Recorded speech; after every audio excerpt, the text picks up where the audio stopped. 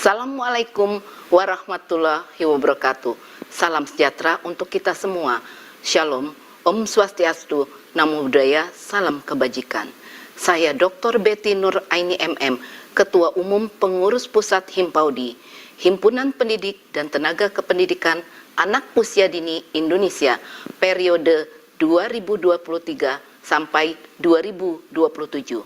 Menyambut baik dan mendukung rencana pemerintah untuk meluncurkan Merdeka Belajar episode ke-24 dengan topik transisi PAUD ke SD yang menyenangkan.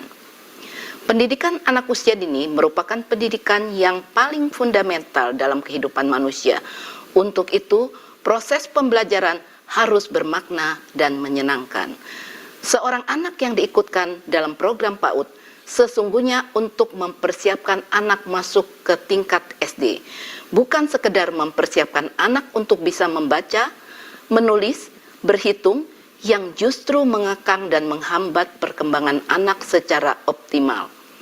PAUD seharusnya mempersiapkan anak untuk sukses belajar di sekolah, yang ditandai dengan aktif terlibat di sekolah dan memiliki semangat berprestasi yang baik, menanamkan nilai kepercayaan diri, pendidikan karakter, dan seluruh aspek perkembangan anak untuk menghadapi tantangan-tantangan serta mempersiapkan anak untuk menjadi pembelajar sepanjang hidupnya.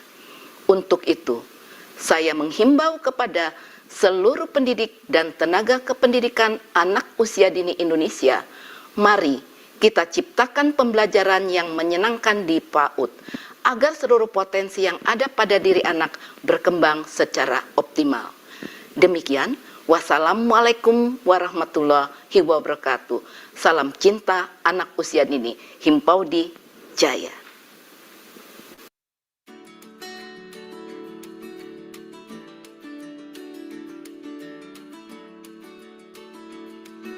Halo teman-teman. Halo teman-teman. Hai teman-teman.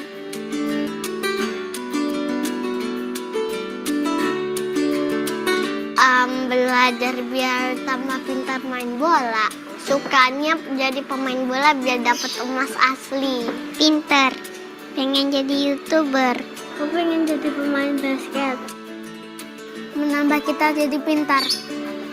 Supaya aku pintar jadi profesor. Kerjanya yuk bikin robot yang mirip kayak manusia.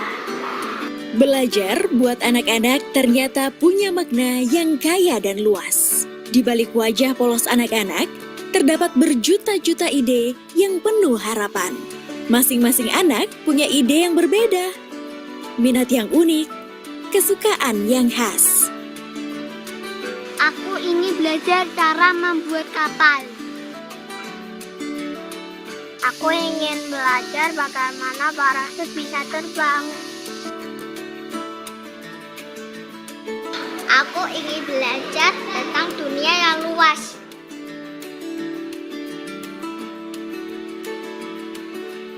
Aku ingin menjaga bumi.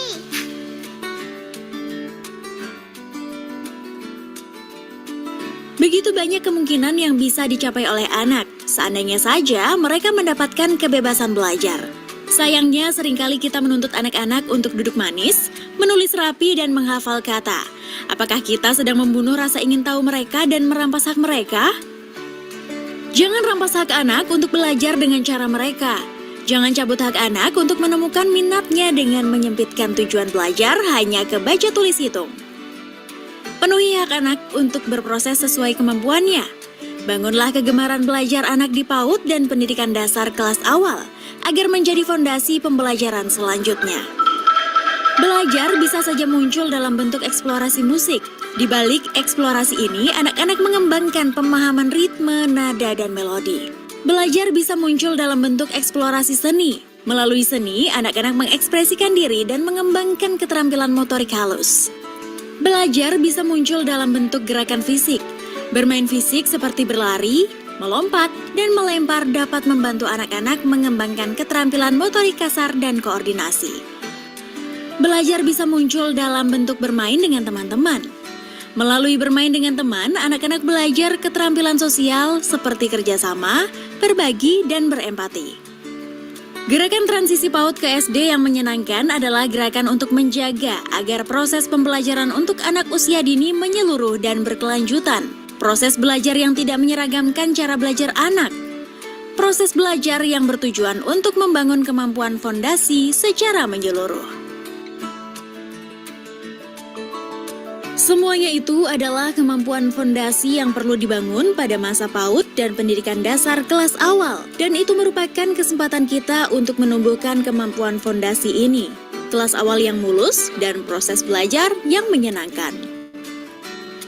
Mari guru-guru PAUD, sekolah dasar, madrasah ibtidaiyah, dan satuan pendidikan yang sederajat salinglah mendukung agar 3 target perubahan dapat bertumbuh menjadi budaya di satuan pendidikan kita.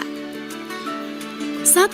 Penerimaan peserta didik baru di sekolah dasar dan madrasah ibtidaiyah tidak melakukan tes membaca, menulis, dan berhitung atau calistung. 2. 2 minggu pertama untuk peserta didik baru di PAUD, SD, dan madrasah ibtidaiyah menerapkan masa perkenalan. 3. PAUD, SD, dan madrasah ibtidaiyah menerapkan pembelajaran yang membangun 6 kemampuan fondasi anak, yakni pembelajaran yang memberikan pengalaman menyenangkan dan efektif membangun kemampuan fondasi, lalu tidak menerapkan tes lisan dan tes tertulis agar hasil asesmen digunakan sebagai dasar pembinaan, bukan pelabelan anak pintar dan tidak pintar. Serta mampu melaporkan kepada orang tua apa yang anak sudah bisa dan belum bisa, sehingga masih memerlukan pendampingan bersama, baik di satuan pendidikan maupun di rumah. Masyarakat Indonesia, hentikan memaknai kesuksesan belajar secara sempit, hanya pada baca tulis hitung saja. Kemampuan ini tidak bisa diperoleh dengan instan dan harus melalui proses yang menyenangkan. Berhenti menerapkan tes pada anak. Terapkanlah asesmen yang bertujuan untuk membina, bukan melabel. Saksikan anak-anak kita tumbuh dan berkembang, menjadi calon-calon pemimpin bangsa yang tidak sekedar cerdas, melainkan percaya diri bahwa ia dapat melakukan apapun asalkan berusaha. Saksikan anak-anak kita tumbuh menjadi pembelajar sepanjang hayat. Karena anak-anak kita berhak belajar dengan bahagia.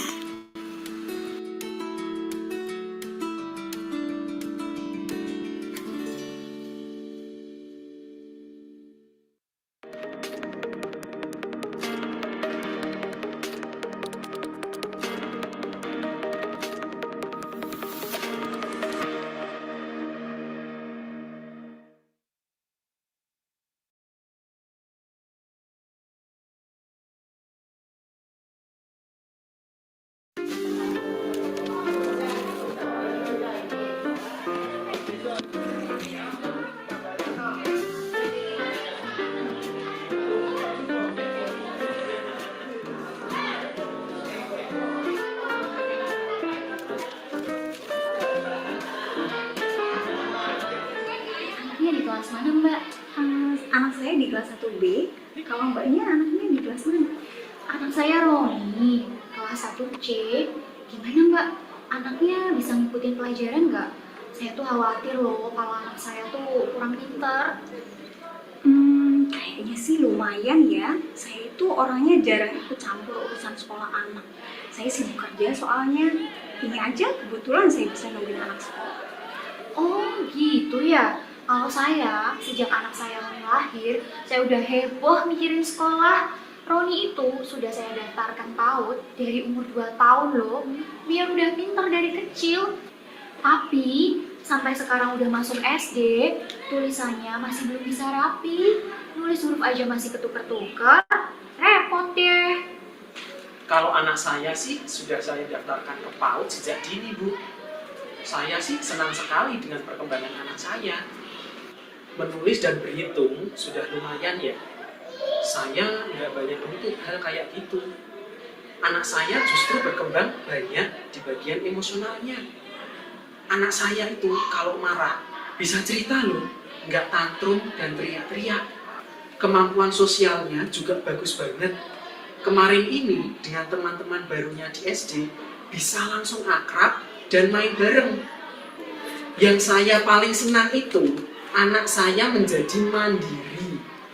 Wah, hebat banget, Pak. Duh, jauh banget sama anak saya. Anak saya itu dikit-dikit minta tolong, dikit-dikit nangis, dikit-dikit nyerah. Capek deh, manja kali ya anak saya.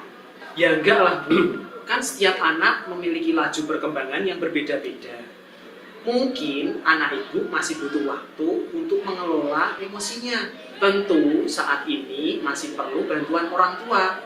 Nanti lama-lama bantuannya juga bisa dilepas Bu. Ya namanya juga anak-anak, memang kita sebagai orang tuanya harus sabar dan nurutin apa mau anak. Saya ikutan nimbrung ya Bu, seru nih obrolannya. Anak saya juga gitu Bu, suka minta gendong dan manja sama papanya. Tapi prinsip saya, anak saya tidak boleh susah, harus hidup enak. Jadi kalau ada masalah, saya turun tangan sendiri bantuin dia. Makanya dia lengket banget sama bapak ibunya. Malah kalau ketemu orang baru tuh nangis-nangis. Sekarang mau masuk SD susah banget transisinya. Oh ya? Dulu anaknya PAUD mana Mas? Susah nggak ninggalin anaknya di PAUD kalau lengket kayak gitu? Lah itu, gara-gara hari pertama anak saya nangis, saya cabut dari PAUD-nya.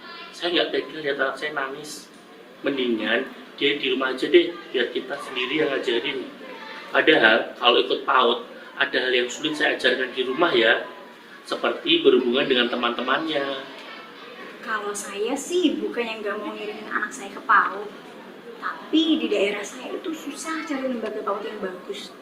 Ada sih, tapi sedikit. Itu pun selalu penuh. Jadi ya, saya nggak lewat PAUD. Tapi sekarang baik-baik aja tuh. Ya gini kenyataannya, ada yang ikut PAUD, ada yang enggak. Jadi beda-beda kan? Betul Bu, sama seperti artikel yang saya baca di koran tentang survei nasional menyatakan bahwa baru 72% di tahun 2021 siswa kelas 1 SD yang pernah mengikuti PAUD, dan tren angkanya menurun di masa pandemi. Jadi banyak loh yang nggak sekolah dulu lewat PAUD.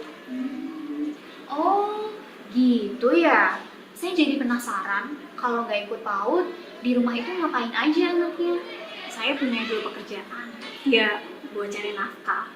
Suami saya udah nggak ada. Jadi ya, anak saya tinggal sama neneknya yang sudah sepuh. Ya, nggak tahu deh ngapain. Ya dibiarin main sendiri. Yang penting makan, tidur, cukup, udah, gitu aja. Kalau anak saya, meskipun nggak ikut PAUD, tapi istri saya di rumah bikin aktivitas-aktivitas gitu. Jadi anak saya tetap terpenuhi kebutuhan belajarnya. Anak kita ini kan punya titik berangkat yang berbeda-beda ya. Tapi saya yakin setiap anak berhak untuk dibangun kesiapan sekolahnya. Dimanapun titik berangkat anak, mereka berhak mendapatkan hak yang sama, yaitu memiliki kemampuan fondasi agar dapat siap bersekolah dan menjadi pembelajar sepanjang hayat. Kita perlu berhenti memaknai kesiapan sekolah sebagai proses penilaian tentang mana anak yang sudah siap, mana yang belum. Karena tujuan pembelajaran yang sesungguhnya adalah memastikan setiap anak mendapatkan haknya untuk memiliki kemampuan fondasi untuk menjadi pembelajar sepanjang hayat di tingkatan kelas manapun. Wah, terima kasih banyak infonya Pak. Saya jadi lebih lega. Anak saya gak akan ditinggal di SD. Saya nanti akan tetap dampingi anak saya di rumah. Nah, supaya anak-anak kita mempunyai kemampuan fondasi untuk siap masuk SD, sebagai orang tua perlu bekerja sama dengan pihak sekolah, dengan guru-guru. Kita bisa belajar dari guru PAUD dan guru SD. Bagaimana mendukung anak kita supaya proses penyesuaiannya dari PAUD ke SD nggak bikin anak kaget. Biar lancar prosesnya dan anak jadi senang belajar kan?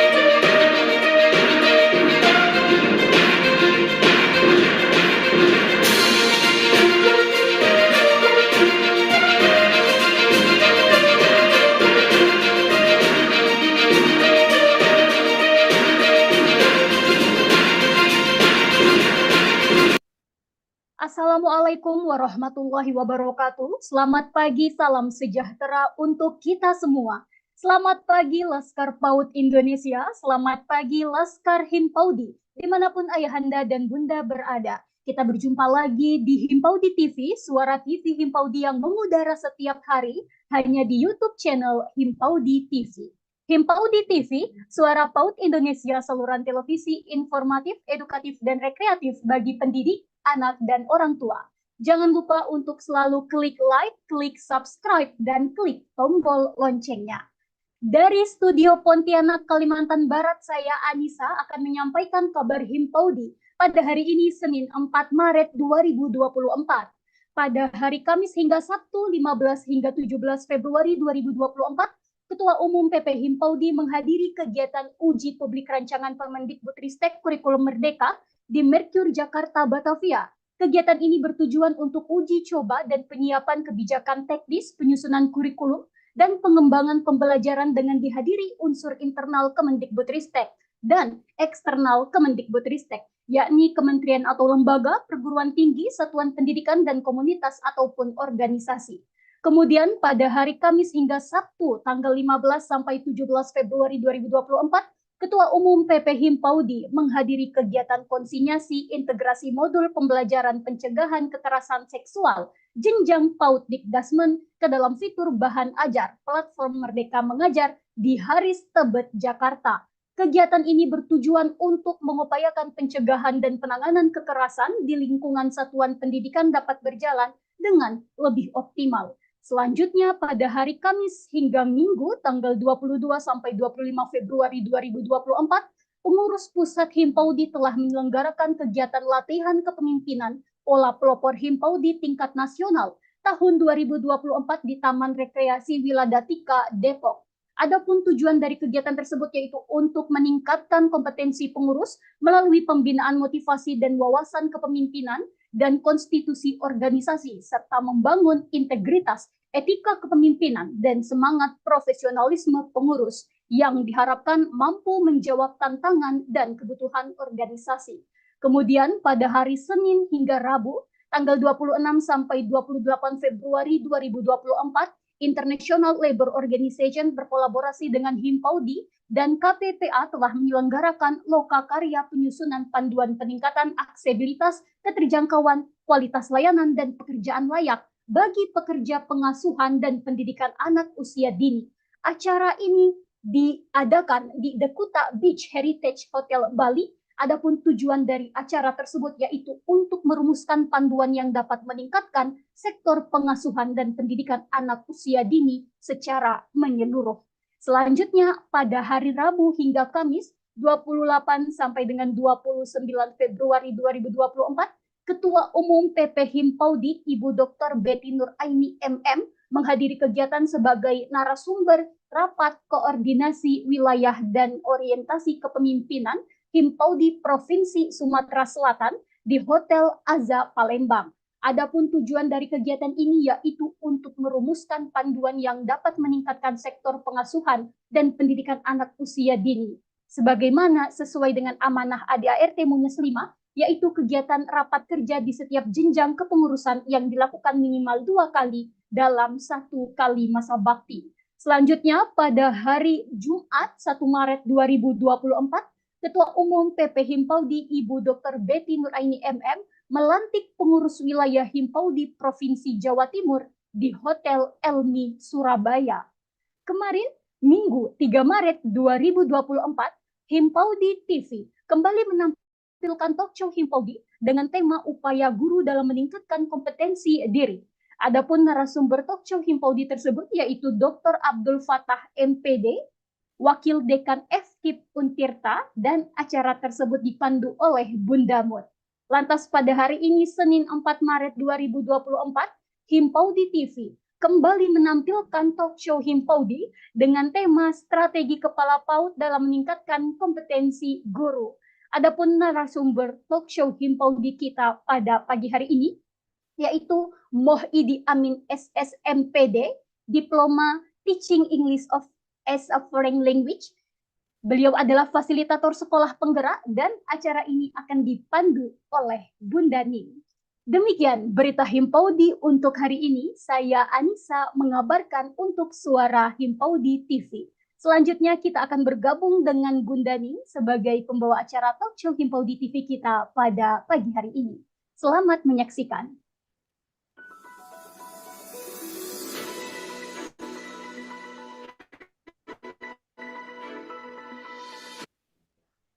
Iya, terima kasih Manisa. Baik, selamat pagi, salam semangat untuk Laskar PAUD di seluruh Indonesia dan Laskar Himpaudi dimanapun ayah dan bunda berada. Selamat bergabung di YouTube channel Himpaudi TV yang siaran live setiap harinya hanya di YouTube channel Himpaudi TV. Jangan lupa untuk selalu klik like, klik subscribe, dan klik tombol loncengnya di kanal YouTube Himpaudi TV. Dari studio Bekasi, saya Suningsi yang akan memandu talk show Himpaudi pada pagi hari ini. Senin tanggal 4 Maret 2024 bersama narasumber hebat kita yaitu Bapak Muhammad Idi Amin SS MPD Diploma Teaching English as a First Language. Wow, mudah-mudahan beliau sudah ada bersama kita. Assalamualaikum Bapak. Waalaikumsalam warahmatullahi wabarakatuh. Selamat pagi Ibu. Pagi Pak, sehat-sehat ya? Alhamdulillah sehat, baik. Ya, semoga cuaca cerah pagi ini membersamai kita ya Bapak. Amin, amin, amin. Iya, ayah bunda hebat, pagi hari ini bersama kita adalah seorang penulis nih. Wow, kayaknya tepat sekali. Saya coba-coba cari tahu, ternyata beliau itu aktif menjadi penulis di idlinkedin.com. Insya Allah seperti itu ya Pak ya? Ya Allah, begitu Ibu. Nah, yang menarik pagi hari ini, saya coba kutip dari bahasa beliau tentang di tanggal 7 Februari, terbaru mungkin ya, saya coba mencari tahu gitu. Beliau itu penulis hebat, bahkan sampai tentang pemilu yang aman, tentram, damai gitu juga ditulis sama beliau. Dan di tanggal 7 Februari adalah upaya meningkatkan kualitas pelayanan. Nah, yang terpenting, tanggal 8 saya coba kaitkan dengan tema pada hari ini tentang karisma dalam mengajar. Beliau katakan bahwa mengajar adalah kemampuan guru untuk menciptakan pengaruh positif dan menarik perhatian siswa. Nah, sepertinya tepat sekali ya jika ayah bunda pagi ini menyimak tentang tema kita yaitu strategi kepala PAUD dalam meningkatkan kompetensi guru di satuan. Ya, siapkan waktu yang hanya 30 menit ke depan nanti dengan sebaik-baiknya. Jika nanti teman-teman ingin diskusi secara langsung, silakan untuk raise hand. Dan bagi teman-teman yang mungkin tertinggal dengan kesempatannya untuk raise hand, boleh tuliskan di kolom chat. Atau bagi Yanda, kita ada di link YouTube juga, jadi nanti teman-teman juga akan disapa di sana. Dan silakan tuliskan juga di kolom komentar. Ayah, siapkah untuk pagi hari ini tema kita? Siap, Bu Ning. Silakan, Yanda. Baik, terima kasih Ibu Ning Suriningsih, Ibu Anissa, terima kasih atas pembukaan yang sudah disampaikan. Bismillahirrahmanirrahim. Assalamualaikum warahmatullahi wabarakatuh. Waalaikumsalam warahmatullahi wabarakatuh. Ya baik, selamat pagi Bapak Ibu sekalian yang pada pagi hari ini dengan semangat sudah menyiapkan waktu untuk mengikuti kegiatan pada pagi hari ini. Kita lakukan pertemuan sama-sama menggali ilmu, bertukar pengalaman terkait dengan apa yang bisa kita lakukan khususnya di dunia pendidikan, lebih spesifik lagi pada anak usia dini. Terima kasih. Seperti apa yang sudah tadi Ibu Ning Suriningsih sampaikan, izin memperkenalkan diri terlebih dahulu. Saya Muhammad Idi Amin, kesehariannya sebagai pengajar di beberapa perguruan tinggi di Provinsi Lampung. Aktivitas mengajar sudah saya lakukan semenjak tahun 1994, Ibu. Jadi ini mungkin Juni nanti yang ke-30 tahun saya berada di dunia pendidikan. Prestasinya luar biasa ya, Mbak. Untuk semua jenjang pendidikan. Dan mulai tahun 2001 saya fokus di perguruan tinggi. Menarik berbicara tentang pendidikan anak usia dini semenjak Badan Akreditasi Nasional memberikan satu ruang kepada saya di tahun 2011 sebagai asesor Bahan PAUD dan PNF, dan kemudian bergabung di Pokja akreditasi Wow. PNF di tahun 2012 sampai 2016, kemudian sebagai Sekretaris Badan Akreditasi Provinsi PAUD PNF 2016 sampai 2018, dan terakhir di Badan Akreditasi Nasional Provinsi Lampung 2018 sampai 2021. Dan ada kegiatan menarik juga yang saya ikuti, yaitu sebagai fasilitator sekolah penggerak di angkatan 2 saya itu. Iya, betul. Baik, Ibu Ning, izin berbagi layar Ibu untuk Silakan Bapak. baik. Iya, ayo bikin penasaran nih soalnya makin ada fasilitator guru penggerak juga. Ya, silakan. Baik, Ibu, apakah sudah terlihat? Sudah, tinggal Sudah ya, Bu ya. Baik, ya terima kasih Bapak Ibu. Eh, hari ini atau pagi ini ada satu paparan yang ingin coba kami sampaikan, ada satu sharing yang ingin coba kami sampaikan, yaitu terkait dengan strategi bagi kepala sekolah PAUD dalam meningkatkan kompetensi guru, fondasi pendidikan berkualitas di anak usia dini. Dan ini merupakan satu tema yang cukup menarik sekali, di mana beberapa hari yang lalu PP Himpaudi meminta saya untuk menyampaikan materi ini, dan insya Allah materi ini akan bermanfaat bagi kita semua. Ini sedikit biodata saya yang sudah saya sampaikan tadi. Kemudian Bapak Ibu yang saya hormati, bahwa sebagai pendahuluan kita memahami bahwa pendidikan anak usia dini memiliki peran yang sangat penting sekali dalam membentuk perkembangan kepribadian pada anak-anak. Dan salah satu fondasi tersebut yang harus kita jaga adalah kualitas pendidikan itu sendiri, melalui kompetensi guru tentunya. Nah, hari ini kita akan membahas bagaimana upaya dari Kepala PAUD untuk mengasah atau meningkatkan kompetensi dari guru-guru yang ada di satuan pendidikan masing-masing, dengan cara mengarahkan serta meningkatkan kualitas guru di lembaga tersebut. Nah, hari ini kita akan mencoba memaparkan bagaimana kompetensi guru tersebut dapat tercipta, langkah-langkah apa yang bisa kita lakukan, serta stimulus apa yang bisa disampaikan pada pertemuan pada hari ini. Bapak Ibu sekalian, hal pertama yang harus dipahami di sini adalah dengan melakukan pembinaan secara terus-menerus atau pembinaan kontinu. Sebagai seorang kepala PAUD, tentu dalam pengembangan program pendidikan secara terus-menerus ini, khususnya untuk para guru, akan melibatkan beberapa kegiatan-kegiatan yang sangat bermanfaat. Misalkan melalui kegiatan workshop seperti pada pagi hari ini, mengikuti kegiatan-kegiatan pelatihan rutin, atau mungkin berkolaborasi dengan pengembangan profesi guru yang lain. Di lain sisi, banyak sekali para tenaga ahli di bidang pendidikan anak usia dini yang tentunya dapat dijadikan sebagai partner dalam pengembangan wawasan, khususnya dalam peningkatan kompetensi guru di pendidikan anak usia dini. Bapak Ibu sekalian, terkait dengan pembinaan kontinu ini, ada beberapa langkah yang dapat dilakukan oleh seorang kepala satuan pendidikan. Yang pertama yaitu tentunya dengan penyusunan program pembinaan itu sendiri.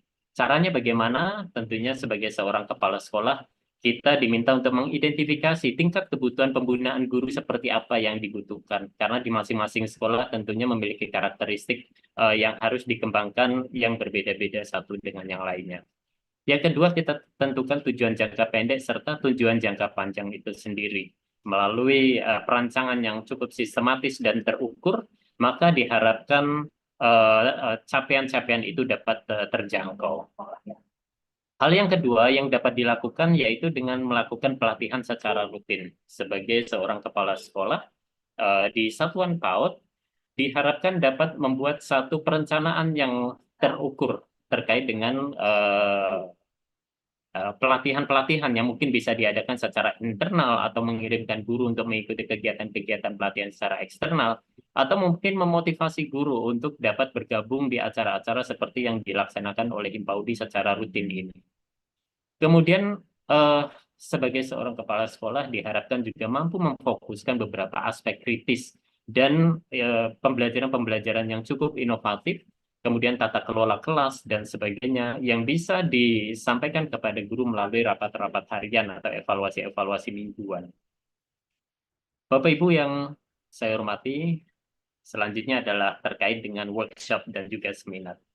Sekolah jika sudah memungkinkan dapat mengundang para ahli pendidikan untuk dilakukan pertemuan atau mungkin kegiatan-kegiatan yang mengundang beliau-beliau untuk menyampaikan strategi pembelajaran, tata kelola kelas, pendidikan khusus pada anak usia dini tentunya. Kemudian selanjutnya adalah pengintegrasian teknologi dalam kegiatan pembelajaran. Bapak Ibu sekalian, di zaman sekarang perkembangan teknologi dan arus informasi sudah sedemikian pesat.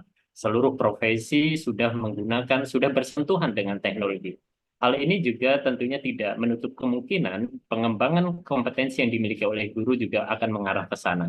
Pemanfaatan teknologi yang demikian hebat sekarang ini diharapkan dapat mendukung kerja atau peningkatan kinerja bagi para guru pendidikan anak usia dini. Kemudian Bapak Ibu, yang tidak kalah pentingnya adalah berkolaborasi antar guru.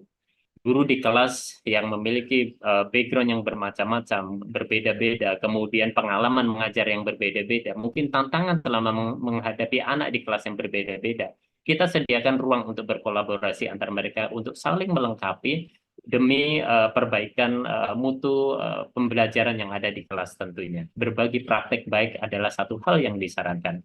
Ini juga salah satu hal yang menjadi concern di sekolah-sekolah penggerak, bahwa berbagi praktek baik atau kami menyebutnya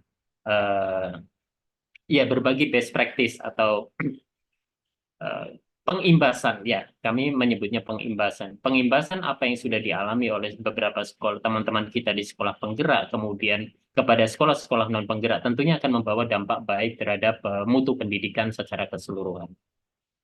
Bapak Ibu sekalian, hal yang sebaiknya dilakukan untuk poin pertama tadi, penjabarannya atau turunannya adalah dengan melakukan mentoring atau pembimbingan. Pembimbingan yang dilakukan oleh seorang kepala sekolah kepada guru secara terus-menerus, kemudian berbagi pengalaman terhadap guru-guru yang sudah berpengalaman dengan guru-guru yang mungkin masih baru, akan menambah sinergitas sistem pendidikan yang ada di sekolah tersebut akan lebih baik lagi. Kemudian Bapak Ibu, tentunya dalam menjalankan satu strategi akan timbul beberapa permasalahan dan solusi. Terlebih lagi, tantangan-tantangan yang muncul tersebut bersifat dinamis. Artinya dari hari ke hari pasti akan ada tantangan-tantangan baru yang akan dihadapi. Disinilah dibutuhkan satu kolaborasi yang baik, kemudian pembimbingan yang baik yang dilakukan oleh Kepala Satuan Pendidikan PAUD tersebut. Bapak Ibu yang saya hormati, masih dalam pembinaan kontinu, salah satu yang harus kita pahami adalah melakukan evaluasi dan umpan balik. Sebagai kepala satuan pendidikan, evaluasi dan perencanaan yang dilakukan secara teratur, yang dilakukan secara terjadwal, tentunya diharapkan dapat membuat satu catatan-catatan, kemudian dilakukan perbaikan-perbaikan untuk langkah-langkah selanjutnya. Kemudian terkait dengan integrasi teknologi yang tadi sudah kami sampaikan di awal, ini menjadi satu penguatan bahwa pemanfaatan teknologi dalam proses pembelajaran ini akan sangat mendukung. Bagaimana seorang guru dapat melaksanakan proses pembelajaran ini dengan baik dengan didukung oleh media-media yang dilengkapi atau yang lengkap yang ada di sekolah. Dan ini mungkin belum begitu merata untuk seluruh kondisi di sekolah di Indonesia. Namun dengan sikap optimisme dan satu kerja sama yang baik dan juga kolaborasi yang baik yang bisa dilaksanakan oleh sekolah dengan pihak-pihak lain, pihak-pihak luar, maka atau stakeholder yang lain, maka hal tersebut insya Allah akan dapat dilaksanakan dengan baik. Kemudian Bapak Ibu, terkait dengan pengembangan materi pembelajaran, ini juga menjadi salah satu concern saya terkait dengan modul developer. Ada satu kegiatan yang saya lakukan yaitu pengembangan materi pembelajaran atau pengembangan modul pembelajaran, yang ini semuanya tentunya didasarkan pada hasil observasi yang cukup relevan. Meskipun dalam konteks yang sekarang sedang saya geluti atau selama ini saya geluti adalah pengembangan modul pembelajaran untuk pendidikan bahasa Inggris tingkat dini, tingkat dasar, tingkat menengah sampai dengan tingkat perguruan tinggi, ini tidak menutup kemungkinan juga pengembangan materi pembelajaran itu juga bisa dilaksanakan terhadap tema-tema pembelajaran yang ada di anak usia dini. Bapak Ibu sekalian, Langkah selanjutnya yang dapat dilakukan oleh seorang kepala satuan pendidikan PAUD adalah dengan pemberian penghargaan terhadap guru-guru yang telah berhasil melakukan inovasi pembelajaran sesuai dengan profesionalisme mereka masing-masing. Dan hal ini tentunya akan menjadi satu stimulus kepada guru-guru kita ya untuk terus saling berkompetisi secara sehat bagaimana meningkatkan meningkatkan kompetensi yang mereka miliki masing-masing. Demikian Bapak Ibu untuk poin pertama, karena di sini akan ada 6 poin Bu yang akan Bu Ning yang akan coba kami sampaikan dalam terkait dengan upaya yang dapat dilakukan oleh Kepala Satuan Pendidikan dalam peningkatan kompetensi guru. Sebagai catatan dari poin pertama adalah melalui implementasi program pendidikan yang terus-menerus secara menyeluruh atau secara holistik, maka seorang Kepala Satuan PAUD tentu akan dapat membantu guru untuk dapat terus melakukan self-improvement atau pengembangan diri masing-masing, serta memberikan better study experience for the early childhood, ya, satu pengalaman pembelajaran yang lebih baik bagi anak-anak mereka di usia dini. Baik, Bapak Ibu sekalian, bergerak ke langkah yang kedua yang dapat seorang kepala sekolah lakukan terkait dengan peningkatan kompetensi guru, yang merupakan satu fondasi awal yang baik dalam pengembangan proses pembelajaran di anak usia dini adalah dengan peningkatan kinerja berbasis kompetensi, Ibu. Dari judulnya sudah cukup bisa kita pahami bahwa dalam melakukan penilaian kinerja yang dilakukan secara terjadwal, apakah itu setahun sekali atau mungkin beberapa lama sekali, tapi berbasis pada kompetensi. Penerapannya dalam sistem penilaian berbasis kompetensi atau implementasinya ini tentunya akan membantu seorang kepala satuan PAUD untuk melakukan SWOT analysis atau strength, weaknesses, treatment, dan opportunity-nya, kelemahan, kelebihan, peluang, serta tantangan dari masing-masing potensi yang dimiliki oleh guru. Nah, dengan pemahaman yang lebih baik tentang kemampuan masing-masing guru, tentunya seorang kepala sekolah akan dapat lebih terarah dan efektif dalam melakukan rancangan-rancangan program pengembangan kepribadian, pengembangan pribadi pada kompetensi masing-masing guru. Kita fokusnya di sini adalah upaya kepala sekolah dalam peningkatan SDM internalnya, Ibu. Nah, Bapak Ibu sekalian, di penilaian berbasis kinerja pada kompetensi ini ada beberapa langkah yang dapat dilakukan oleh seorang kepala sekolah. Yang pertama adalah dengan melakukan identifikasi kompetensi yang relevan tentunya, yang sesuai. Tentukan kompetensi kunci yang harus dimiliki oleh seorang guru, standar apa yang harus dimiliki oleh seorang guru. Seorang kepala sekolah diharuskan mampu menginventarisir ini target-target kerja yang harus bisa dicapai. Kemudian instrumen penilaian. Instrumen penilaian ini merupakan salah satu alat untuk mengukur indikator-indikator peningkatan dari kinerja seorang guru. Terlepas dari mekanisme dalam melakukan penilaian, apakah melalui observasi kelas, melalui portofolio kinerja guru, atau melalui daftar periksa yang lain, ini tentunya sekolah memiliki mekanisme masing-masing. Dan tentunya mekanisme seperti apa, itulah yang nanti dapat kita bahas lebih lanjut. Setelah kita lakukan pengembangan instrumen, tentunya pelaksanaan dari penilaian itu sendiri. Kepala sekolah dapat secara langsung melakukan observasi kelas, kemudian melakukan wawancara dengan guru setelah proses pembelajaran selesai, kemudian diberikan masukan-masukan atau feedback yang tentunya yang bersifat membangun dan juga kritik yang bersifat membangun. Umpan balik yang konstruktif yang kami maksud di sini adalah satu penilaian yang dilakukan oleh seorang kepala satuan PAUD dalam rangka membangun profesionalisme guru melalui beberapa masukan-masukan yang mungkin disampaikan. Misalkan seorang guru yang dari sisi penguasaan materinya masih perlu ditingkatkan, atau mungkin dari sisi kedisiplinannya, atau mungkin dari sisi kedekatan dengan siswa atau manajemen kelas, kepala sekolah memiliki kemampuan untuk bisa menilai. Dan tentunya tindak lanjut yang harus disampaikan selanjutnya adalah dengan memberikan masukan-masukan kepada guru-guru yang dilakukan observasi secara konstruktif. Selanjutnya adalah perencanaan pengembangan profesional.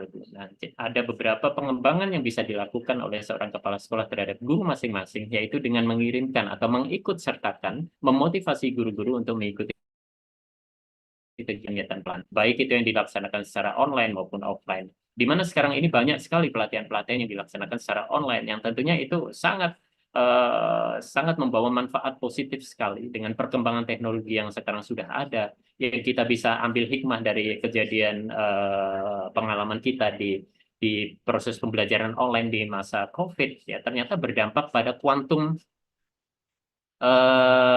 teknologi, percepatan teknologi, dan ini efeknya luar biasa sekali. Kita di pagi hari di pukul 7 sampai pukul 8 ini dapat menimba ilmu sedemikian banyak dan bisa diakses oleh seluruhnya di Indonesia, dan ini merupakan satu terobosan yang luar biasa sekali yang kita bersyukur ada di zaman ini. Selanjutnya adalah Bapak Ibu sekalian dengan melakukan monitoring dan evaluasi berkala. Seorang kepala sekolah memiliki satu program, diharuskan memiliki satu program yang terukur, yang terjadwal, kapan kegiatan evaluasi harus saya lakukan, kemudian apa yang harus saya evaluasi, kemudian harapan apa yang harus saya sampaikan kepada guru. Ini tentunya menjadi satu catatan tersendiri bagi seorang kepala satuan PAUD. Kemudian Bapak Ibu terkait dengan keterlibatan guru dalam proses, kita harapkan bahwa seluruh guru yang ada di satuan pendidikan kita dapat terlibat dalam satu forum-forum diskusi. Mereka harus berani menyampaikan aspirasi, kemudian menyampaikan ini sesuatu yang harus kami dapatkan dalam pengembangan diri kami, misalkan di self improvement. Kami membutuhkan satu pelatihan-pelatihan dari kepautan dan sebagainya. Kita menyadari bahwa belum semua guru di satuan PAUD ini memiliki latar belakang pendidikan misalkan S1 PAUD atau D2 PAUD.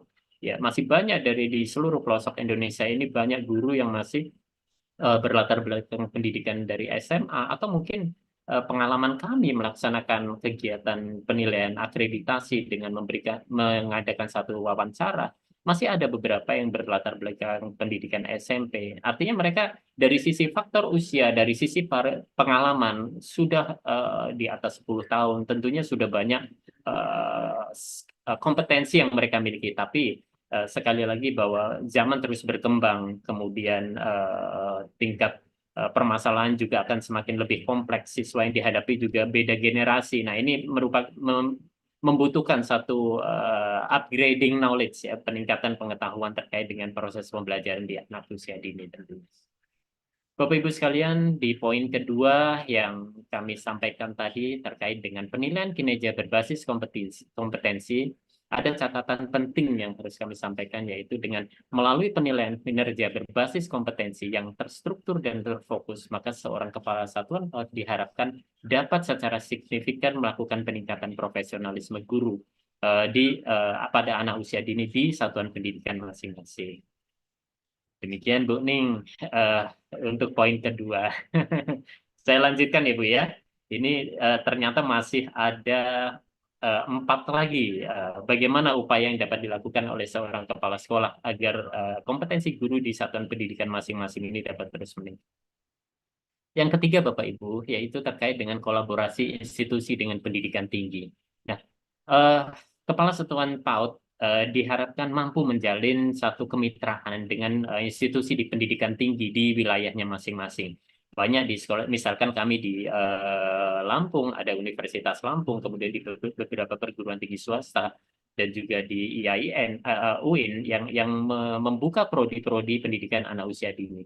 Nah, hal ini tidak menutup kemungkinan akses-akses tersebut dapat dilakukan, dan inilah sebagai tugas seorang manajer atau dalam hal ini kepala sekolah di satuan pendidikan PAUD untuk melakukan penjajakan ke arah sana.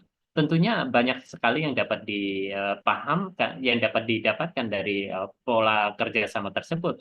Misalkan melalui metode pembelajaran terkini, pemanfaatan teknologi, kemudian hasil-hasil penelitian terbaru yang tentunya berdampak baik terhadap perkembangan lembaga atau mungkin tenaga pendidik dan tenaga pendidikan di anak usia dini ini. Caranya bagaimana? Yang pertama adalah pembentukan kemitraan secara formal. Artinya satuan pendidikan PAUD yang ada menjalin komunikasi dan melakukan satu kemitraan formal, penandatanganan perjanjian tentang hal-hal apa yang akan dicapai dan juga tujuan-tujuan dari kolaborasi tersebut, serta harapan-harapan apa yang dapat diharapkan dari kolaborasi kemitraan formal dengan pendidikan tinggi di wilayah masing-masing. Atau mungkin sekarang ini lintas wilayah pun juga sudah memungkinkan untuk dilakukan kolaborasi. Tinggal bagaimana motivasi atau ya motivasi dan inovasi yang dimiliki oleh satuan pendidikan masing-masing di bawah pimpinan kepala satuan PAUD itu akan melaksanakannya. Yang kedua adalah dengan cara penyediaan pelatihan secara berkelanjutan. Nah, seperti apa yang dilaksanakan oleh TV Himpaudi pada hari ini adalah merupakan satu pelatihan berkelanjutan. Tadi anchor pembaca berita sudah menyampaikan bahwa inilah rangkaian kegiatan yang dilakukan oleh Himpaudi selama 1 minggu ini dari hari ke hari dan sampai dengan sekarang. Dan Ibu Ning beberapa hari yang lalu saya mengikuti sesi yang terakhir tadi, Ibu, yaitu Himpaudi bekerja sama dengan International Labour Organization ILO di Denpasar, Bali, yang membahas tentang salah satunya adalah tentang pengasuhan anak, ya Bu ya, pengasuhan anak usia dini. Cukup menarik materinya dan sekarang sedang dikerucutkan untuk pembuatan panduan-panduan yang dibutuhkan. Cukup menarik sekali dan hal-hal seperti itu dapat juga dilakukan oleh kepala satuan pendidikan untuk memotivasi guru untuk lebih aktif lagi dan mengikuti kegiatan-kegiatan khususnya yang dilakukan oleh Himpaudi ini. Kemudian program sertifikasi, Bu. Kepala Satuan PAUD dapat bekerja sama dengan institusi pendidikan tinggi tadi untuk menyusun program-program sertifikasi yang dapat meningkatkan kualitas guru-guru di PAUD. Nah, program ini tentunya dirancang sesuai dengan kebutuhan lokal dan nasional untuk memastikan hubungan atau keterkaitan dengan standar pendidikan. Dan ini memerlukan waktu dan progres yang diharapkan semua pihak dapat terlibat di dalamnya agar program seperti ini dapat terwujud dengan baik.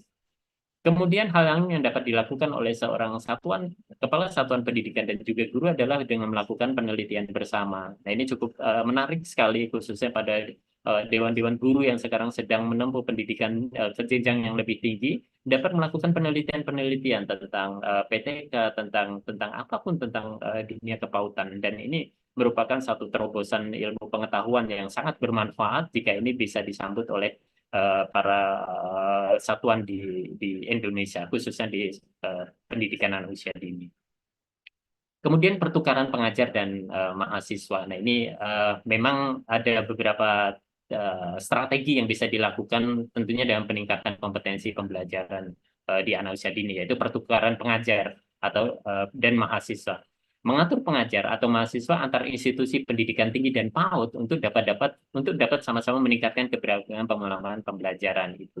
Nah, langkah seperti ini mungkin masih agak jarang dilakukan oleh beberapa satuan pendidikan PAUD, tapi ini satu peluang yang mungkin bisa menjadi satu wacana bahwa ini bisa kita jajaki bahwa guru-guru kita itu akan dapat mendapatkan wawasan baru ketika mereka melakukan proses pertukaran pembelajaran ini.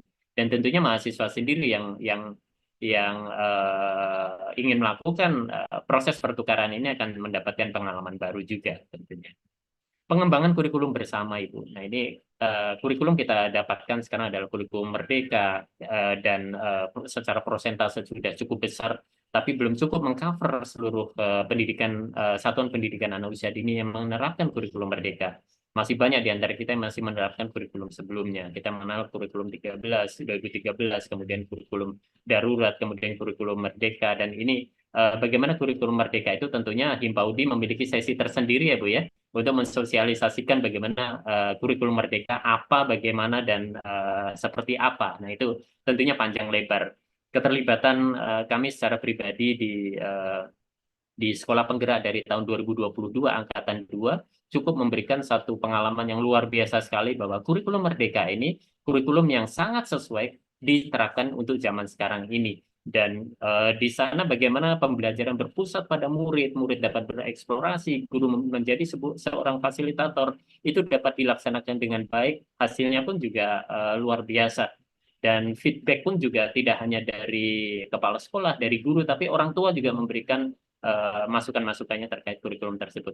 Terkait poin tersebut, tentunya ada sesi tersendiri untuk membahas kurikulum merdeka itu. Kemudian Bapak Ibu, sarana penyediaan sumber daya ini juga harus menjadi concern dari seorang kepala sekolah dalam peningkatan kompetensi guru.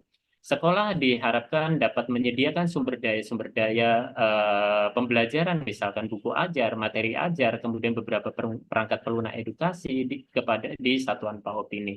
Dan kami memahami bahwa belum semua satuan PAUD mampu mengcover tersebut. Sementara pembelajaran menggunakan materi ajar dan sebagainya, ini cukup banyak variasi yang dapat dilakukan oleh satuan PAUD. Di mana salah satunya sekarang adalah menekankan pembelajaran berbasis lingkungan. Dan ini tentunya akan menjadi satu poin tersendiri apabila itu dapat lebih dilengkapi dengan materi-materi pembelajaran yang terstruktur di dalam. Kemudian Bapak Ibu sekali lagi workshop dan seminar bersama ini kami ulang dengan cara mengundang tamu-tamu atau dosen-dosen tamu dari institusi pendidikan tinggi untuk pertukaran ide serta berbagi pengalaman terhadap pengetahuan yang mendalam khususnya di pendidikan anak usia dini.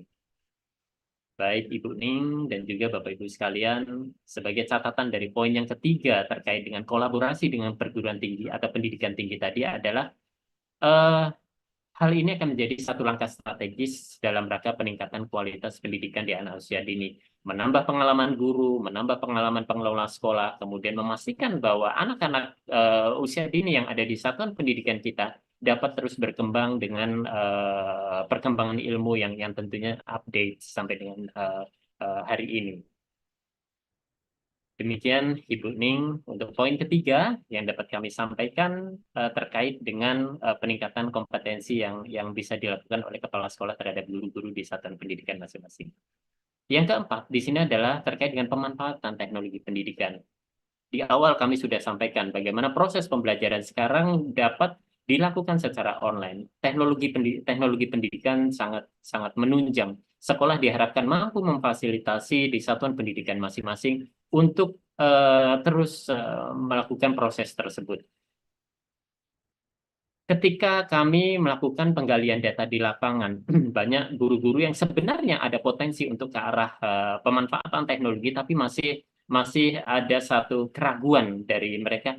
Apakah ini cukup maksimal bisa kami sampaikan atau tidak? Sementara teknologi kami membutuhkan jaringan internet. Sementara di daerah kami, jangankan internet untuk membuka link YouTube, untuk membalas WA dari rekan kerja, dari dinas ketika ada kegiatan, itu kami sangat-sangat kesulitan, Pak. Jadi ada beberapa strategi yang pernah juga kami sampaikan bahwa di dunia maya, khususnya di YouTube, banyak sekali materi-materi ajar yang bisa dilakukan, yang bisa diakses oleh guru-guru. Mereka bisa mendownload, mereka bisa menyimpan di laptopnya masing-masing, kemudian mereka bisa mempergunakan ketika offline. Nah, kemudian dengan cara-cara yang mereka dapat lakukan tidak harus secara offline, tapi beberapa kumpulan materi tersebut bisa dirangkum, kemudian disimpan, kemudian bisa dipergunakan pada saat proses pembelajaran dengan tema-tema yang memang diajarkan pada saat itu. Nah, kemudian dari sisi yang lain, seorang guru tentunya diharapkan lebih memahami bagaimana penggunaan teknologi itu sendiri. Seorang guru diharapkan mampu memahami bagaimana penggunaan platform-platform pendidikan, seperti sekarang disarankan oleh pemerintah untuk mendownload Merdeka Mengajar, di mana di dalamnya banyak sekali inspirasi-inspirasi yang bisa kita ambil untuk penyempurnaan proses pembelajaran yang ada di sekolah kita.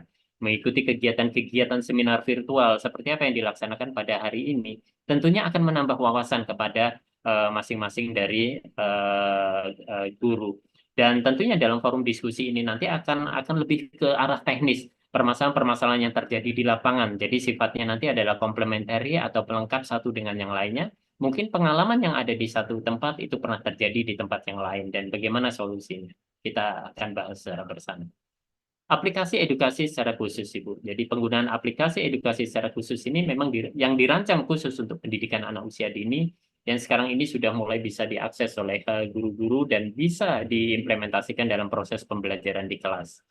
Selanjutnya adalah melalui platform kolaboratif, yaitu mendorong platform-platform kolaboratif untuk berbagi ide, pengalaman antar guru-guru di satuan PAUD. Nah, ini di Merdeka Belajar sudah dimulai. Bagaimana berbagi praktek baik, kemudian aksi nyata yang sudah ditunjukkan, kemudian dipublikasikan, dan masing-masing dari masing-masing dari tersebut, dari apa yang dilakukan oleh guru-guru, teman-teman guru kita di wilayah Indonesia yang lain, ini dapat menginspirasi kita.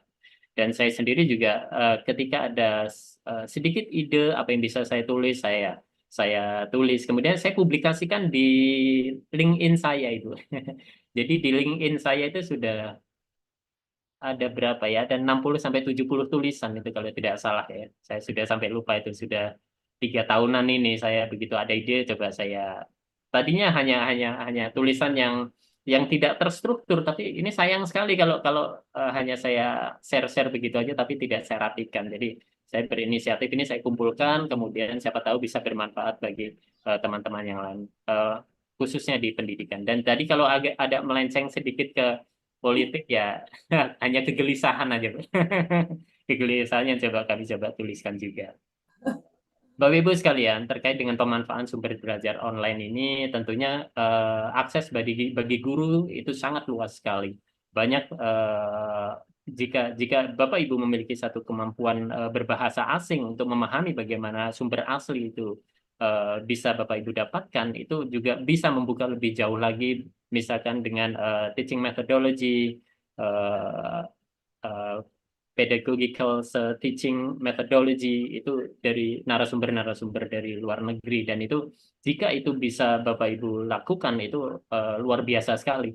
Ilmu yang bisa kita dapatkan lebih luas lagi, dan bagi kita bisa study comparison atau studi banding secara virtual. Oh, proses pembelajaran di sana itu seperti ini ya, mereka maju karena ini dan sebagainya. Itu bisa kita adopsi dan bisa kita filter tentunya untuk kemajuan di satuan pendidikan kita masing-masing. Selanjutnya adalah pemantauan progres pembelajaran. Ini secara kontinu tentunya proses pembelajaran ini dapat terus kita lakukan oleh seorang kepala sekolah terhadap guru-guru kita melalui observasi yang kita lakukan secara terjadwal tadi, observasi internal. Terkait dengan format bagaimana observasi internal itu kita lakukan, tentunya kita memiliki format masing-masing. Yang penting ada unsur guru yang kita observasi, waktu, tanggal observasi, kemudian tempat, kemudian temuan pada saat observasi, kemudian feedback atau umpan balik atau tindak lanjut yang diharapkan dari kegiatan tersebut.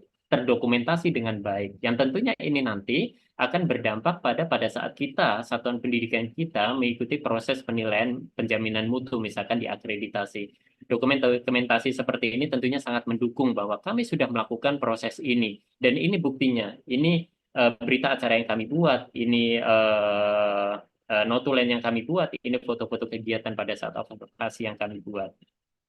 Baik, Bapak Ibu, selanjutnya adalah terkait dengan penggunaan alat secara interaktif, misalkan tablet, kemudian smartwatch, kemudian perangkat lunak. Nah, ini guru harus mulai familiar dengan ini.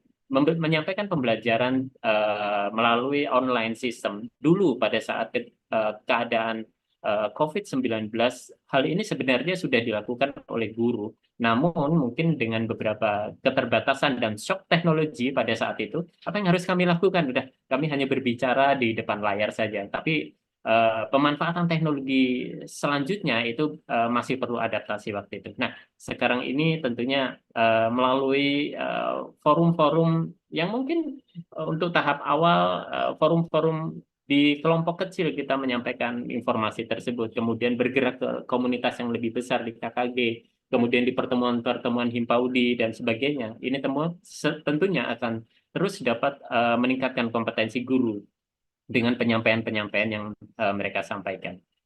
Kemudian mendorong kreativitas guru, Ibu. Ini sebagai seorang kepala sekolah, kita menghendaki bahwa seluruh guru kita memiliki satu inovasi pembelajaran yang lebih, dengan cara mengadopsi apa yang ada pada satuan pendidikan lain, kemudian menerapkan di satuan pendidikan kita jika itu dirasa memang baik.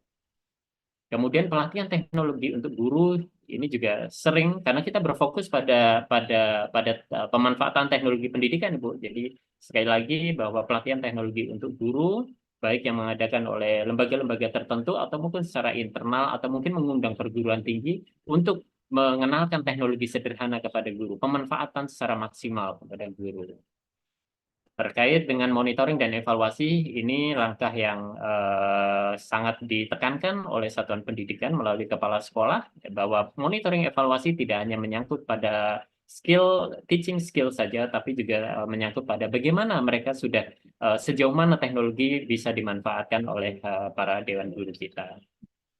Ibu Ning, Bapak Ibu yang saya hormati, terkait dengan pemanfaatan teknologi pendidikan ini, maka hal yang dapat kami catat di sini adalah bahwa TP atau teknologi pendidikan ini tidak hanya memberikan kemudahan akses pada sumber daya pendidikan, tapi juga dapat meningkatkan efektivitas pembelajaran serta keterlibatan siswa lebih. Nah, sebagai seorang kepala PAUD tentunya diharapkan dapat memastikan bahwa penerapan ini diterapkan sesuai dengan kebutuhan dan konteks yang ada di lembaga kita. Dan ini ada beberapa pengalaman yang kami dapatkan sekolah-sekolah yang memang sudah mengimplementasikan teknologi pendidikan di satuan pendidikan anak usia dini. Baik, Bapak Ibu yang saya hormati, ya selanjutnya adalah terkait dengan mendorong kultur kolaboratif, Ibu. Jadi mendorong kultur kolaboratif ini membangun satu budaya kerjasama dalam menciptakan pengalaman dan juga berbagi best practice kepada sesama rekan guru. Ada beberapa hal yang dapat dilakukan. Yang pertama adalah dengan penerapan visi dan nilai bersama.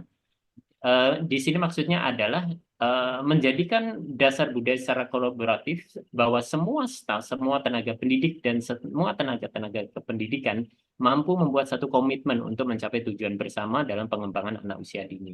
Ini biasanya bisa dilakukan pada saat pertemuan-pertemuan formal antar organisasi mitra. Yang kedua, pertemuan rutin yang dilaksanakan seorang kepala sekolah dan juga seorang guru yang tentunya di dalamnya akan membahas tentang mungkin permasalahan, tantangan, serta solusi-solusi yang diharapkan. Kemudian membangun sebuah diskusi kelompok, diskusi yang berbagi praktek baik secara internal. Guru yang telah mengikuti pelatihan di luar yang diadakan oleh luar, kemudian berbagi pengalaman baik terhadap rekan-rekan sesama guru, mengimbaskan secara internal, kemudian jika sudah siap atau memungkinkan melakukan pengimbasan keluar. Kenapa tidak? Kita berbagi pengetahuan tidak akan merugikan diri kita sendiri, tentunya akan menambah satu kemantapan dari wawasan yang kita sampaikan. Pastinya. Yang kita dapatkan. Iya. Pelatihan kolaboratif, Ibu. Mohon maaf waktunya masih ada, Ibu ya? 1 menit lagi ya, Nda? Iya, baik. Pelatihan kolaboratif, kita sediakan satu pelatihan yang mendorong kolaborasi, kebersamaan di antara satu dengan yang lain untuk membangun satu sistem pengembangan keterampilan interpersonal dan memperkuat keterlibatan tim yang ada, Ibu. Kemudian kita bangun satu proyek kolaboratif ya dengan membuat satu penelitian bersama, penelitian tentang pengembangan kurikulum dan seterusnya. Kemudian pembentukan kerja tim secara bersama yang melibatkan beberapa pihak stakeholder, juga guru-guru kita yang bisa kita libatkan untuk masuk ke dalam tim dalam proses pengembangan tersebut. Kemudian ada mentoring atau buddy system, yang tentunya membantu guru-guru yang berpengalaman rendah agar lebih mudah beradaptasi dengan perkembangan. Tentunya kolaborasi ini bersifat silang. Guru-guru yang memiliki satu experience lebih ya, bisa berbagi pengetahuan atau pengalaman dengan guru-guru yang mungkin masih memerlukan satu peningkatan pengalaman-pengalaman dalam hal mengajar. Kemudian selanjutnya di penilaian bersama, kepala sekolah dapat melibatkan guru dalam proses penilaian kinerja secara bersama dengan peningkatan akuntabilitas secara kolektif. Di sini maksudnya adalah sesama guru mungkin dapat melakukan satu koreksi bersama, kemudian kepala sekolah memfasilitasi di dalamnya, kemudian membuatkan satu catatan-catatan penting terkait dengan apa yang sudah guru-guru kita capai dan apa-apa yang harus dapat ditingkatkan. Penghargaan juga harus diberikan tidak hanya dalam bentuk finansial, tapi juga dalam bentuk apresiasi, dalam bentuk stimulan-stimulan yang lain yang tentunya ini dapat meningkatkan kinerja dari guru-guru kita. Feedback, umpan balik secara terbuka, ini juga salah satu hal yang bisa dilakukan oleh seorang pimpinan pendidikan dalam memberikan masukan secara langsung, atau mungkin di antara rekan kerja dapat memberikan masukan satu dengan yang lainnya, yang tentunya yang bersifat konstruktif atau membangun. Ibu, dengan menerapkan langkah-langkah tersebut, diharapkan budaya kolaboratif yang kuat akan terjadi pertumbuhan profesionalisme guru di dalamnya, sehingga lingkungan pembelajaran yang positif dapat tercipta di lingkungan di satuan pendidikan kita, yang tentunya akan berdampak baik pada satuan pendidikan kita. Baik, Bapak Ibu sekalian, ini adalah poin terakhir bagaimana strategi seorang kepala sekolah dalam peningkatan kompetensi yang dimiliki oleh guru-guru di satuan pendidikan PAUD dalam rangka penguatan fondasi proses pembelajaran di dalamnya, yaitu mendukung pengembangan riset dan inovasi. Guru-guru kreatif, guru-guru yang penuh inovatif adalah guru-guru aset yang sangat berharga bagi satuan pendidikan tersebut. Mendukung proyek research dan merangsang keingintahuan guru serta memberikan pemahaman lebih tentang praktek terbaik dapat meningkatkan kualitas pengajaran mereka. Ini yang harus kita motivasi. Guru-guru kita melakukan inovasi pembelajaran, guru-guru kita melakukan satu research kemudian diimplementasikan di satuan pendidikan kita, tentunya akan berdampak baik pada proses pembelajaran yang ada di satuan pendidikan kita. Caranya bagaimana? Apa yang harus dilakukan oleh kepala sekolah? Yang pertama adalah menciptakan budaya inovasi. Kepala sekolah memberi contoh, kepala sekolah memberikan gambaran. Ini yang sebaiknya dilakukan oleh satuan pendidikan kita melalui guru-guru kita untuk menuju visi dan misi sekolah kita agar tercapai. Yaitu Bapak Ibu guru kita harus mampu untuk melakukan ide-ide inovatif. Nah, ini melalui satu diskusi keterbukaan yang bisa dilakukan dalam rapat-rapat rutin. Ada ide, silakan disampaikan. Mungkin kendala selama ini banyak guru kita yang masih belum leluasa atau bisa lantang untuk menyampaikan ide-ide inovatif, masih ragu, masih malu, masih berasumsi ini bisa nggak diterapkan. Jadi hal tersebut meskipun secara sederhana tapi tentunya bisa kita hargai dan kita coba pertimbangkan apakah ini memungkinkan atau tidak. Yang kedua, tentunya pemberian dukungan dan sumber daya, Ibu. Kita lengkapkan pojok baca, buku-buku ajar, dan sebagainya untuk menstimulasi anak-anak didik kita agar mereka memiliki satu budaya literasi yang baik. Kemudian guru-guru kita juga dilatih untuk kreatif. Kita gunakan pembelajaran berbasis lingkungan, pemanfaatan alat-alat di lingkungan belajar kita, kemudian pemanfaatan alat dan bahan, kemudian dan sebagainya. Makhluk hidup di sekitar lingkungan belajar kita sebagai media-media pembelajaran, dan itu semuanya bisa didukung oleh kepala satuan pendidikan dengan memotivasi guru-guru kita. Yang ketiga, pembentukan tim research. Dan jika hal ini sudah memungkinkan bahwa ketika ada satu inovasi yang ingin dilakukan, kemudian ingin melibatkan tim lebih, maka tim tersebut dapat dibentuk dengan melibatkan misalkan guru-guru atau mungkin melibatkan pihak luar yang lain agar kegiatan ini dapat berjalan dengan baik. Kemudian terkait dengan pendokumentasian bagaimana hasil riset dan proses riset itu dilaksanakan, maka perlu satu pelatihan-pelatihan bagaimana hal tersebut bisa dilakukan. Khususnya untuk ini masih terkoneksi dengan hubungan atau kolaborasi dengan perguruan tinggi atau pendidikan tinggi yang bisa dilaksanakan oleh satuan pendidikan. Kemudian dukungan dan partisipasi dalam seminar dan konferensi seperti pada pagi hari ini, sosialisasi dari Himpaudi sudah dilakukan, sudah diteruskan kepada seluruh anggota Himpaudi, maka kepala sekolah yang mendapatkan informasi tersebut dapat melibatkan guru untuk ayo kita sama-sama, meskipun temanya adalah kepala sekolah, tapi menyentuh juga untuk guru, bagaimana motivasi tidak hanya nanti berasal dari kepala sekolah, tapi mungkin dari narasumber juga bisa memotivasi, oh ini peran guru yang harus dilakukan.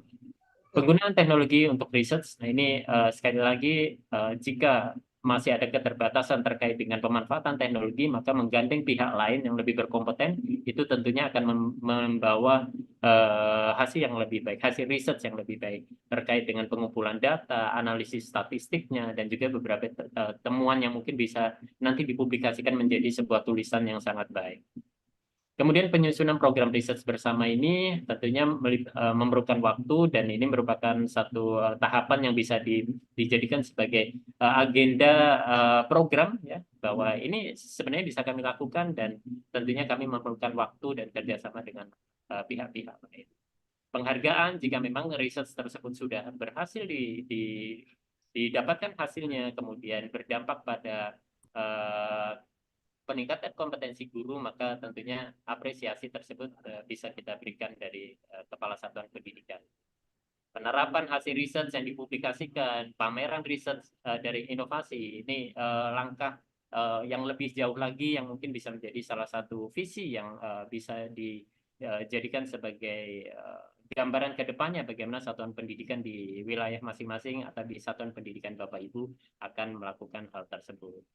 Bapak Ibu sekalian, sebelum penutup, ada sedikit catatan dari langkah ke-6 tadi, yang strategi kepala PAUD yang dapat Ibu lakukan dan peningkatan kompetensi guru adalah dengan peningkatan pengintegrasian riset dan inovasi di dalam budaya PAUD, maka seorang kepala sekolah diharapkan mampu menciptakan lingkungan yang mendorong pertumbuhan profesional dan kontribusi yang berkelanjutan terhadap perkembangan pendidikan anak usia dini. Dan Bapak Ibu sekalian, sebagai kesimpulan dari seluruh apa yang materi kami sampaikan pada pagi hari ini adalah dengan penerapan strategi-strategi yang kami bacakan 1 sampai dengan 6 tadi, maka diharapkan Kepala Satuan PAUD dapat membangun tim guru yang berkualitas tinggi, yang siap menghadapi tuntutan pendidikan anak usia dini, dapat meningkatkan kompetensi guru, tidak hanya berdampak pada kualitas pendidikan di Satuan PAUD, tapi juga membentuk dasar yang kuat untuk pengembangan selanjutnya dalam perjalanan pendidikan anak-anak.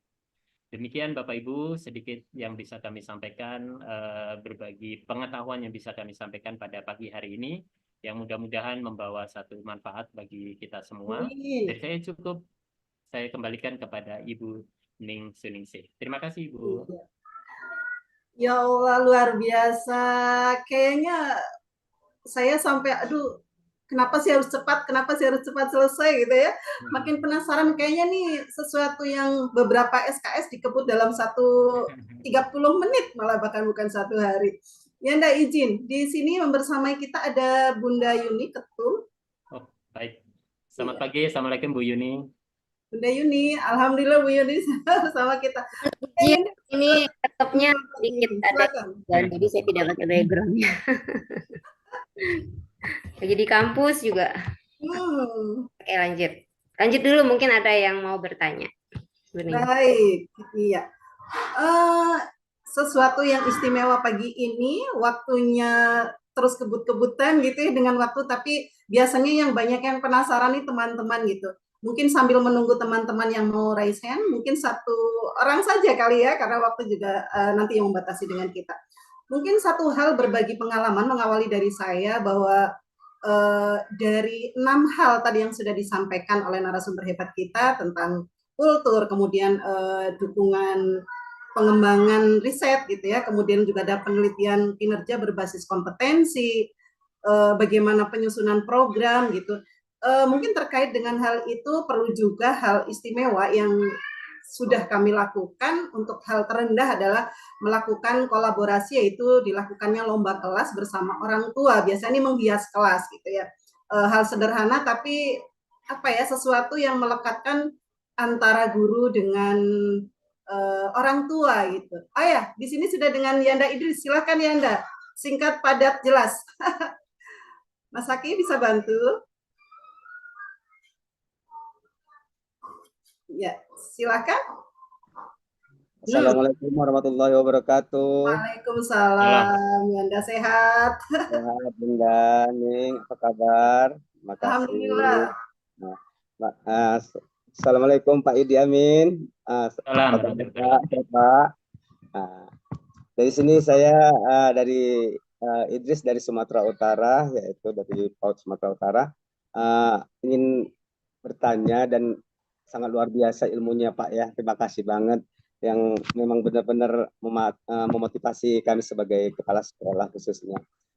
Di sini tentang pemanfaatan teknologi pendidikan, tadi Bapak berbicara dengan pemanfaatan sumber belajar online, pemantauan proses pembelajaran, penggunaan alat interaktif, dan mendorong kreativitas guru. Itu semua itu memang harus kita di sekolah itu memang harus komplit ya Pak ya kan. Jadi di sini bagaimana Pak, kadang-kadang guru itu kan di sekolah itu banyak yang masih dalam kondisi gaptek ya kan Pak, teknologi IT khususnya untuk pembelajaran. Bagaimana memotivasi mereka supaya lebih giat dan lebih penting gitu untuk dikatakan ke depannya tentang IT ini. Terima kasih Bapak, yang luar biasa. Terima kasih Pak. Ya, Yanda silakan langsung saja. Baik, terima kasih Pak Idris dari Sumatera Utara, Ibu Bapak.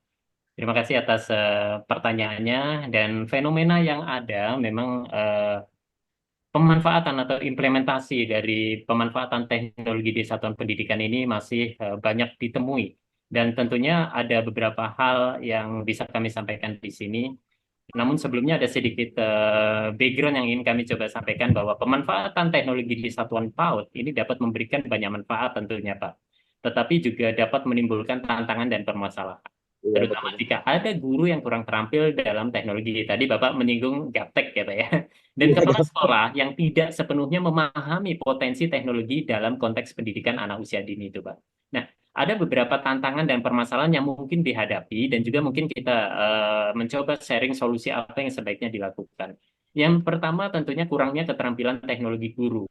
Nah, tantangannya adalah banyak guru PAUD yang mungkin tidak memiliki keterampilan teknologi yang memadai untuk mengintegrasikan alat atau platform digital dalam pengajaran mereka. Nah, di sini solusinya adalah yang bisa kami coba sharing adalah dengan melakukan pelatihan dan pengembangan keterampilan teknologi bagi guru secara berkala, secara terjadwal, mendukung mereka untuk menghadiri workshop, untuk mengikuti kursus yang dapat meningkatkan kemampuan teknologi mereka. Itu yang pertama. Yang kedua, permasalahannya adalah kurangnya aksesibilitas dan infrastruktur, Bapak. Tantangannya adalah beberapa sekolah di PAUD mungkin tidak memiliki infrastruktur teknologi yang memadai atau aksesibilitas internet yang stabil, Bapak. Nah, solusinya adalah dengan cara membangun dan meningkatkan infrastruktur teknologi, misalkan menyediakan akses internet yang lebih baik, bisa juga mempertimbangkan solusi offline, kemudian misalkan penggunaan aplikasi edukasi yang dapat diakses tanpa koneksi internet.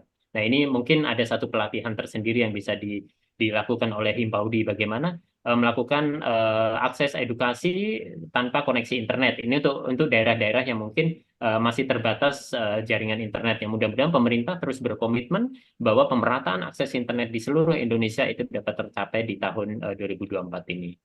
Yang ketiga, permasalahannya adalah kurangnya dana dan sumber daya, Bapak. Tantangannya adalah untuk pengadaan perangkat keras, perangkat lunak, dan juga pelatihan guru dalam penggunaan teknologi dapat memerlukan investasi finansial yang signifikan. Solusinya adalah mencari sumber dana atau tambahan melalui misalkan donasi, sponsor, atau program pemerintah yang mendukung pengembangan teknologi pendidikan di tingkat PAUD, memanfaatkan sumber daya yang sudah ada secara efisien tentunya. Nah, ini tentunya kembali ke wilayah daerah kita masing-masing, mana potensi yang paling bisa memungkinkan untuk itu. Yang keempat, tantangannya adalah kurikulum dan pembelajaran yang sesuai. Tantangannya adalah membuat dan mengintegrasikan kurikulum yang sesuai dengan tingkat perkembangan anak usia dini dalam teknologi pendidikan itu bisa menjadi lebih kompleks. Solusinya adalah jika itu merupakan salah satu masalah, yaitu dengan melibatkan ahli pendidikan anak usia dini dalam perancangan kurikulum yang menekankan interaksi, yang menekankan kreativitas, dan yang menekankan pembelajaran yang berpusat pada anak.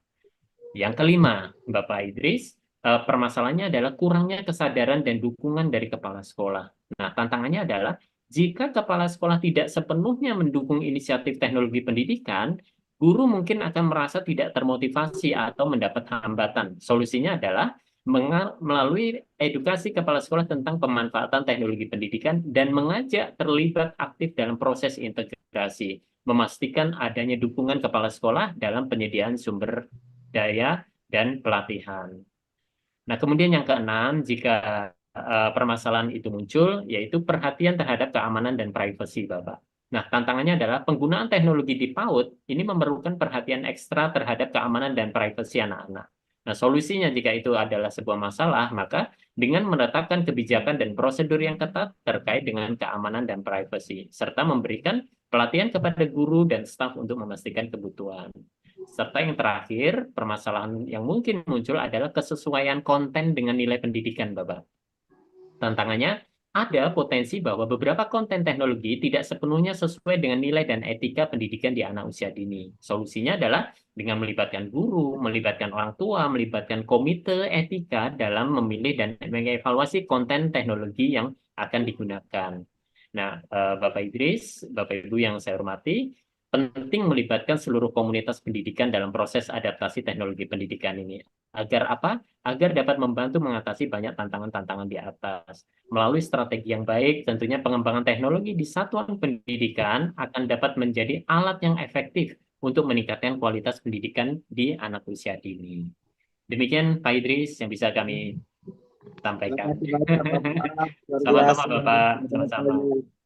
Makasih banyak Pak ya. Sama-sama Bapak. Terima kasih. Semoga terjawab ya Yanda Idris dan teman-teman yang belum mempunyai kesempatan untuk berinteraksi lagi. Terjawab banget semuanya. Iya, siap. Iya. Komplit. Baik, ya. Yanda sehat-sehat selalu di sana ya. Ya. Sama-sama Naning. Ya, Bunda Yuni gimana nih? Silakan. Baik, baik terima kasih Bu Ning. Izin ya karena saya harus memulai kelas. Pertama-tama, Bismillahirrahmanirrahim. Assalamualaikum warahmatullahi wabarakatuh. Pertama-tama saya ingin mengucapkan terima kasih banyak yang luar biasa kepada Bapak Idi Amin ya, luar biasa hari ini beliau memberikan pencerahan kepada kita semua ya. Sempurna gitu, materinya keren gitu ya, dan ini insya Allah akan menginspirasi kepala satuan PAUD khususnya ya Pak Idi ya, yang memang tergabung di dalam tim PAUD ini. Dan ini tidak hanya disaksikan, kami akan share link karena ini juga kita sharekan live di YouTube Himpaudi TV ya Pak Idi, dan linknya akan kita share kepada seluruh kepala Satuan PAUD di seluruh Indonesia agar bisa yang belum sempat menyaksikan hari ini bisa menyaksikan melalui YouTube channel Himpaudi TV. Ya. Kemudian tadi saya lihat Pak Idi Amin sudah menjelaskan secara lengkap rinci ya bagaimana seorang kepala Satuan PAUD itu berperan ya dalam mengembangkan PAUD yang dia kepalai gitu, yang dia pimpin gitu. Kemarin saya Pak Idi menjadi juri ya pada apresiasi kepala PAUD di tingkat nasional. Dan salah satu pemenangnya adalah juara 1 dan juara 2-nya itu pemenangnya adalah bagaimana kepala PAUD ini berperan dalam membantu guru seperti yang disampaikan oleh Pak Idi tadi ya, untuk melakukan proses pembelajaran. Apa yang dia lakukan? Dia berinovasi. Dia menemukan cara membuat laporan penilaian, melakukan penilaian itu dengan mudah menggunakan fitur yang ada di handphone. Nah, yaitu WPS. Nanti teman-teman boleh cek itu. Jadi dia pakai fitur WPS yang ada di handphone itu untuk membuat laporan perkembangan anak dengan cara yang gampang, dengan cara yang mudah gitu ya. Nah, teman-teman juga bisa menggunakan itu. Artinya kepala PAUD itu juga harus menemukan strategi-strategi, peluang-peluang, dan juga tadi bagaimana dia salah satu penilaian juga bagaimana dia melakukan kolaborasi, bagaimana dia ikut di dalam berbagai komunitas belajar yang pada akhirnya nanti membantu meningkatkan kompetensi guru-gurunya. Nah ini teman-teman bisa menjadi rujukan bagi kita dalam melaksanakan tugas kita di sehari-hari ya di Satuan PAUD. Sekali lagi terima kasih Pak Idi atas kesibukan Bapak, tapi Bapak bersedia menjadi narasumber pada hari ini di Himpaudi TV. Mudah-mudahan tidak bosan nantinya akan menjadi narasumber kita ya. Mungkin akan kita undang lagi ya menjadi narasumber untuk berbagi, karena kita tahu beliau ini selain dosen, beliau juga adalah fasilitator sekolah penggerak yang tentunya ilmunya sangat banyak ya yang bisa dibagi kepada kita semua. Pak Idi, tidak ada yang bisa kami berikan selain sebuah piagam penghargaan. Ya, ini kami serahkan untuk Pak Idi. Tapi ini kami tulis dengan tinta cinta dan kasih sayang, Pak Idi. Kami serahkan untuk Bapak Muhammad Idi Amin, SS, MPD, diplomat di TF, saya menyebutnya apa ini? Atas partisipasinya menjadi narasumber Talkshow Himpaudi ya, yang temanya luar biasa pada hari ini, strategi kepala PAUD dalam meningkatkan kompetensi guru di Himpaudi TV pada hari ini Senin 4 Maret 2024. Semoga bermanfaat ya piagam ini. Demikian, terima kasih. Assalamualaikum warahmatullahi wabarakatuh. Assalamualaikum warahmatullahi wabarakatuh. Iya. Baik, kepada guru seluruh tanah air Indonesia, yuk kita upgrade knowledge gitu ya, seperti yang tadi Yanda Idi Amin sudah sampaikan bahwa dalam ekosistem pendidikan sebuah lembaga terdapat SDM atau sumber daya manusia yang berlatar belakang tentunya yang sangat berbeda-beda, baik dari kualitas kebermanfaatan dalam pendidikan itu sendiri, kemudian kita bagaimana menjadi fasilitator dalam sebuah lembaga juga harus bagaimana membentuk hal itu semua dengan 6 yang sudah disampaikan tadi oleh Yanda Idi Amin. Untuk itu, Ayah Bunda mengingatkan sekali lagi sesuatu yang apik ini sudah dikemas dengan baik pada pagi hari ini, dan izinkan kita akan membuka link registrasi ya, supaya nanti teman-teman mendapatkan langsung materinya dari narasumber. Ya, ini link daftar hadirnya mengingatkan untuk segera mengisinya supaya nanti dapat free sertifikat dan materinya. Kemudian kami juga mengucapkan terima kasih kepada Popo Dr. Betty Nuraini MM selaku Ketua Umum Himpaudi, dan terima kasih yang tak terhingga kepada narasumber hebat kita atas wawasan yang tulus hati. Kami berseri ya pagi ini sudah membersamai kita semua. Ucapan terima kasih yang tiada henti buat Bapak Idi Amin. Ya, terima kasih kepada seluruh kru Himpaudi TV yang bertugas pada pagi hari ini. Terima kasih juga kepada para penonton setia YouTube channel Himpaudi TV dimanapun ayah dan bunda berada.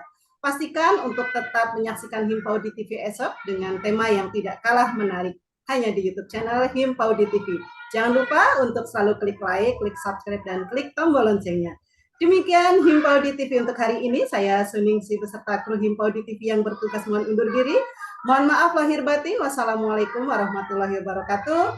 Salam cinta anak usia dini Indonesia. Himpaudi Jaya.